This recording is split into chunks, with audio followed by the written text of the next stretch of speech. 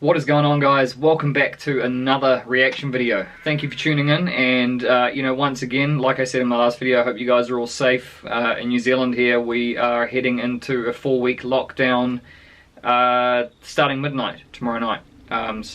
Which is a pretty strange time to be alive, but if we stick together, and we just treat each other with kindness, and make sure we put others first, and just look after ourselves and our families, and just be nice and kind, and offer help where you can, by also sticking to the rules as well, just to try and keep the virus contained. And I'm sure you guys have heard this plenty of times, over the last couple of days and weeks, and even months in some places. So here in New Zealand, I think we've only just gone over 150 cases. Still no deaths as far as I know, which is good. Which is very good. But yeah, other than that, we're just keeping calm and carrying on. And I extend my prayers and my thoughts to you guys out there as well. I hope none of you have been affected by it, or your family, that you guys are staying safe and everything. So my heart goes out to all the people that have been affected, who have seen loved ones suffer and lost them. But in saying that, and also it's been tough without sports as well. All the major sports competitions. There's soccer in Europe, basketball and hockey, and all the big tournaments have all been shut down. So it's a pretty weird world without sports. But in saying that, like I said, I said in my last video that I do feel like a sense of responsibility to for all of you guys who are sitting in isolation, probably on the internet, bored, watched everything you wanted to watch. So I'm just going to try and put out a few bangers for you guys. And this time I'm going to be checking out the strongest player, or who is the strongest player in NFL history.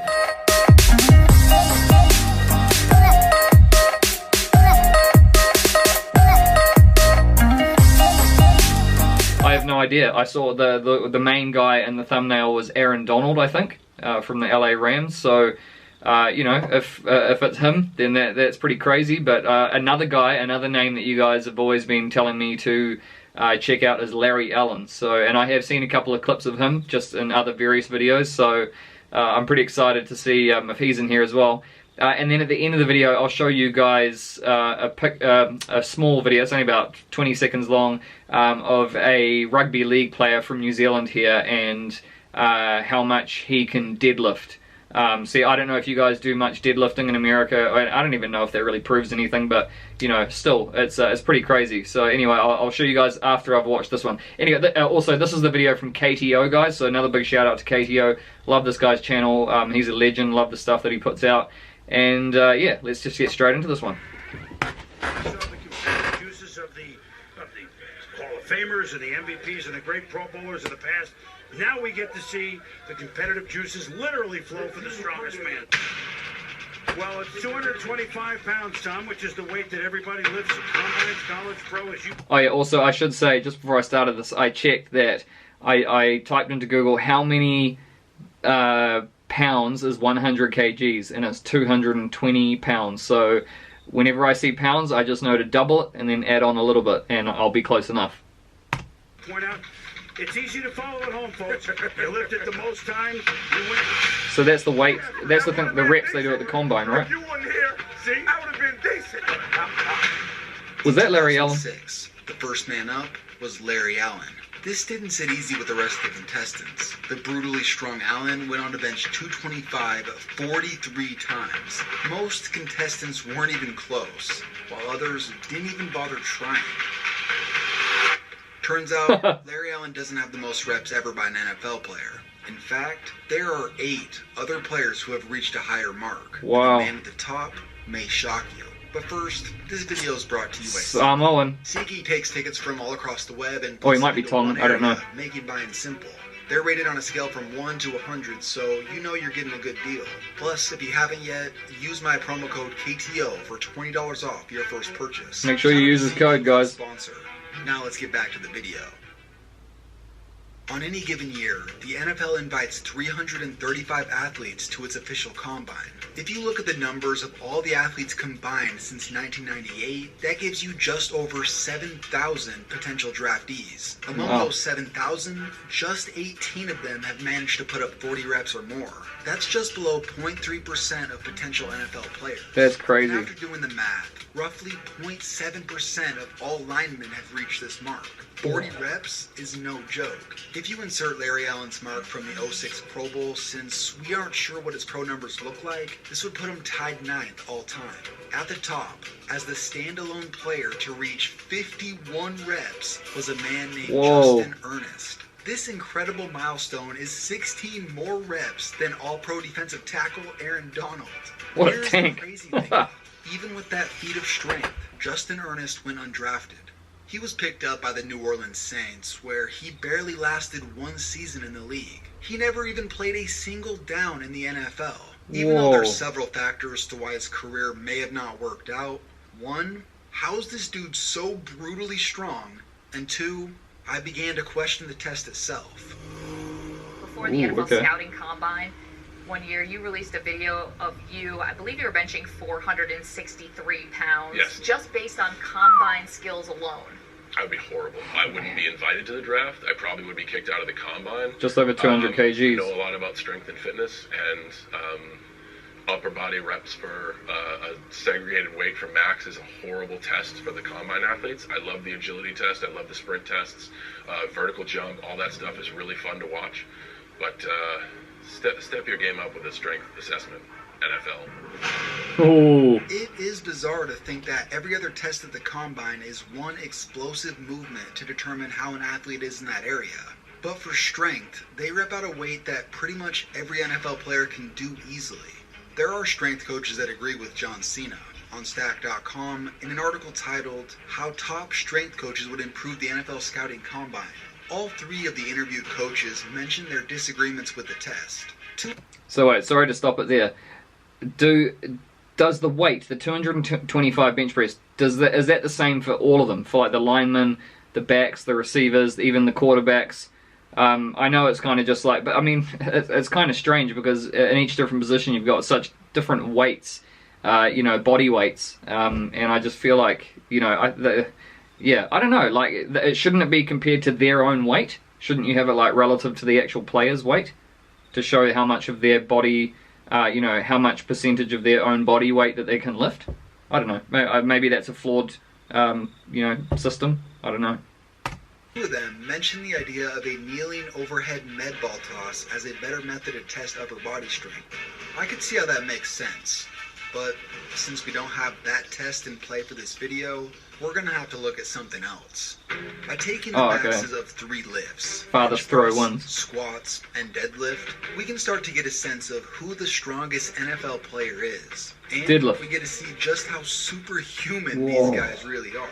With the help of this article from Massonomics.com, who dove deep into researching, 1-rep max calculating, and scientifically guesstimating the potential lifting numbers of a handful of the league's strongest players, we can get a pretty good idea of what some of these dudes lift. Let's start with a punter. Think these guys are a joke? Steve Weatherford might change your mind. This guy totals approximately 1,425 pounds from these 3 lifts. In 2011, while serving as the Giants' punter, he was featured on the cover of Men's Fitness. His teammates called him the strongest player pound for pound on the team. Now, how about the wild man himself? And he's a punter. James Harrison. Watching him lift leaves me at a loss for words. I don't know whether I should be impressed or terrified.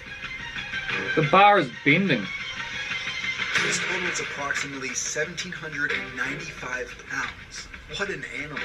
Next, Vernon Davis can make a case for one of the greatest pure athletes ever.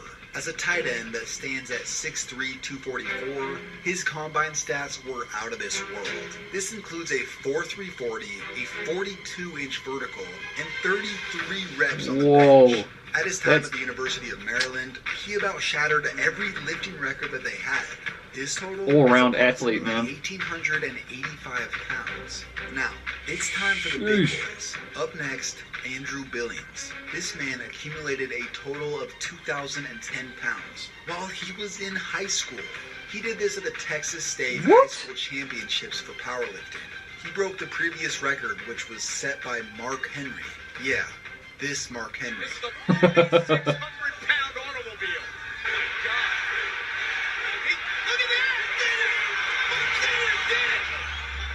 And last, we have Stephen Paya, the guy who stands in second behind Justin Ernest for the NFL bench combine record. His total stands at 2,060 pounds. Wow. According to the website, Stephen Paya is most likely the strongest NFL player ever. Psych.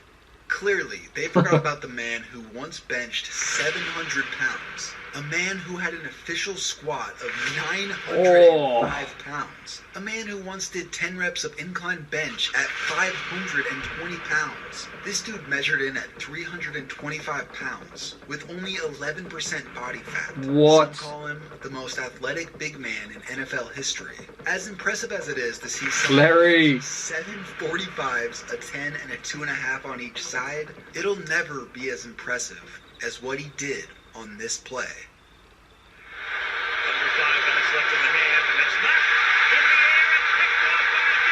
No way, is that Larry Allen? Oh, wow. I think I might have seen that before, but that does not get old.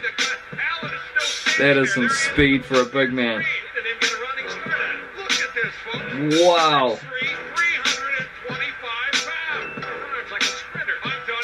He can move. Probably got like a vacuum behind him. Wow. There you go. Shout out to KTO, man.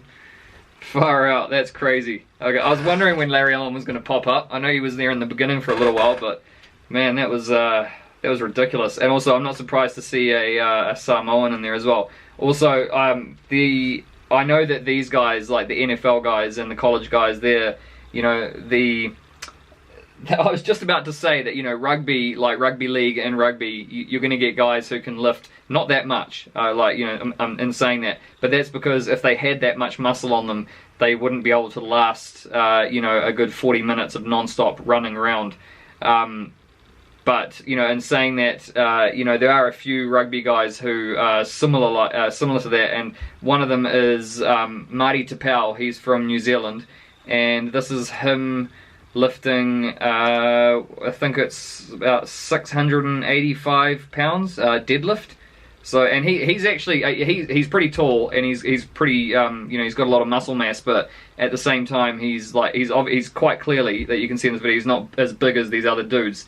So for me, like, it goes back to my point about why don't they lift a certain weight, you know, that's according to their own body weight, and then so, you know, they can lift, like, you know, a certain, like 3 or 4 times their body weight or whatever. I don't know how much it would be. But anyway, this guy here, Marty Tapau, this is him deadlifting 310 kgs, which is about 685 pounds.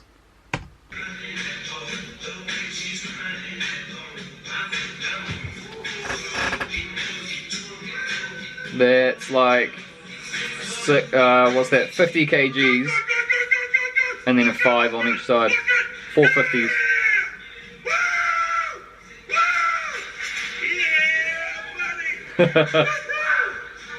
Nice. Also, these guys, you know, they don't, obviously, in rugby and rugby league, they don't go through like a draft or anything, or they don't go to a combine. So they are basically just judged almost purely on their ability on the field. I mean, you'll get guys who don't look like they belong on a rugby field at all, who look like they'll just get like snapped in half. But you know, they make up for it in agility, or, you know, also their, you know, their brain as well. They can be incredibly smart in the way that they play. But yeah, that's it, guys. You know, I thought I'd bring a little bit of a, you know, a taste of rugby into it, just to show you a comparison, because, you know, all we have is these videos of rugby players that they, you know, they upload themselves of doing deadlifts and bench presses and stuff like that. Because, like I said, they don't have any. There's not really like a college system in New Zealand and Australia. It's more, you have it's basically our equivalent to high school, is where the clubs come out, they come in and look at the potential players, and then they get them to sign contracts, and then they take them over to like their academies, and they bring them up through the, you know, all the youth systems and the teams, and then they end up making it into the either the Super Rugby competition for rugby union, or the NRL for rugby league, which is the National Rugby League in Australia. And New Zealand has one team there, which is called the New Zealand Warriors. Yeah, so that's about it, guys. That was pretty awesome. That was the strongest player in NFL history, Larry Allen. So I'm sure that most of you from the comments that I've read would agree with that. If not, who do you think so? Because I mean, like, there was another guy who smashed it out on the reps. What did he get, like 50 or something, 59? I can't remember the number, but he was way ahead of everyone else. And he didn't play a single snap. So that just also goes to show that, you know, football is just not only just like brute strength. It's not just raw strength. You can be the biggest monster, but, you know, maybe his footwork wasn't very good. And he wasn't like... I didn't actually notice if he was a defensive lineman or an offensive lineman. The guy, Ernest, who didn't play any time in the NFL. But yeah, you know, like if his footwork wasn't good enough, you know, to be an offensive lineman, or he had, you know, I think they mentioned injuries, you know, it's a whole bunch of stuff needs to come together. Like Larry Allen, man, that speed at the end, you know, that's it. You pair that raw strength with that speed, that's just a deadly combo. And so that's why, you know, he gets high praise as being one of the greatest of all time.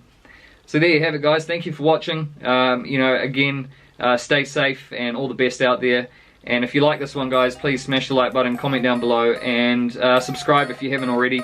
I know I say it in every video, but it means a lot and it helps me grow, so I really do appreciate it. And I'll definitely see you in the next one. See you later.